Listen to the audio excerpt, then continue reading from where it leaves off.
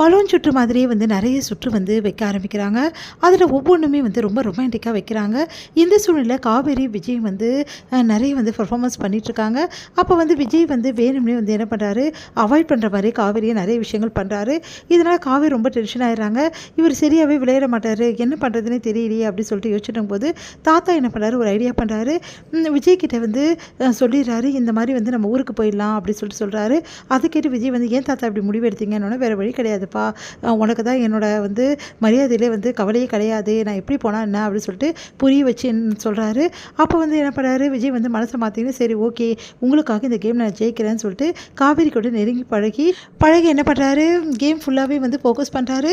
இந்த சூழ்நிலை காவேரி வந்து என்ன பண்ணுறாங்க, விஜய் கிட்ட வந்து சொல்கிறாங்க, இந்த மாதிரி நம்ம அடுத்த ரவுண்டு வந்து ரொம்ப கஷ்டம், அதில் வந்து பண்ணவே முடியாது அப்படின்னு சொன்னோன்னே ஏன் அப்படின்னோடனே வேறு என்னங்க பண்ணுறது, வந்து நிறைய விஷயங்கள் வந்து பண்ண சொல்கிறாங்க, ஹஸ்பண்ட் ஒய்ஃப்குள்ளே நிறைய விஷயங்கள் இருக்கும்ல அந்யூன்யமாக, அதெல்லாம் பண்ண சொல்கிறாங்க, அதெல்லாம் எப்படி பண்ண முடியும், உங்களுக்கு தான் அதெல்லாம் பிடிக்காது அப்படின்றாங்க. இங்கே பார், நான் பிடிக்காதெல்லாம் கிடையாது, தாத்தாக்காக நம்ம பண்ணி தான் ஆகணும், புரியுதா அப்படின்னு சொன்னோன்னே என்னங்க நிஜமாக சொல்கிறீங்க அப்படின்றாங்க. ஆமாம் வேறு வழி கிடையாது அப்படின்னோடனே உனக்கு எது பிரச்சனை இல்லை, எனக்கு எது பிரச்சனை இல்லைங்க அப்படின்னு சொல்லிட்டு காவேரி சொல்கிறாங்க.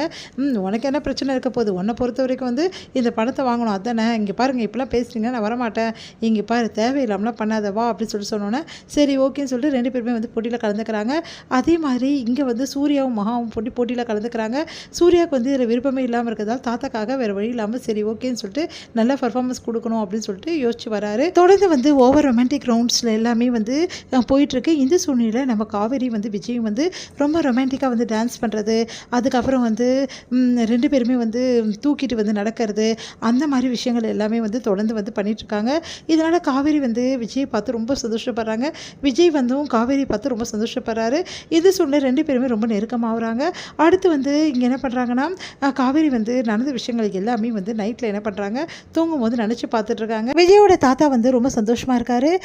எனக்கு நம்பிக்கை வந்துடுச்சு, கண்டிப்பாக விஜயும் வந்து காவேரி வந்து ஒன்றா சேர்ந்துருவாங்க, வாழ ஆரம்பிச்சிடுவாங்க அப்படின்னு சொல்லிட்டு ரொம்ப சந்தோஷமாக இருக்கார். இந்த சூழ்நிலையில் விஜய் வந்து ரொம்ப டென்ஷனாக இருக்கார். அதை பார்த்து வந்து கேட்குறாரு சூர்யா, என்ன ப்ரோ ரொம்ப டென்ஷனாக இருக்கீங்க அப்படின்னு சொல்லிட்டு கேட்குறாரு. என்ன ப்ரோ பின்ன சும்மா ரொமான்டிக் ரவுண்ட் வச்சிட்ருக்காங்க, இதெல்லாம் நல்லாவா இருக்குது அப்படி சொல்லிட்டு எனக்கும் அதுதான் வெறுப்பாக இருக்குது, எங்கள் அம்மாவை என்னால் சமாளிக்க முடியல, என்ன ப்ரோ சொல்கிறீங்க அப்படின்னா அது வேறு கதை ப்ரோ, வேறு என்ன பண்ணுறது அப்படி சொல்லிட்டு பேசிகிட்டு இருக்காரு. ராகினி என்ன பண்ணுறாங்க, வேணுமே வந்து நம்ம வந்து காவேரி வந்து வம்பிழுக்கிறாங்க. உடனே வந்து இங்கே வந்து பார்த்தியா அக்காவும் தங்கச்சி எப்படிலாம் பண்ணுறாங்க அப்படின்னு சொல்லிட்டு வம்பிழுக்கிறாங்க.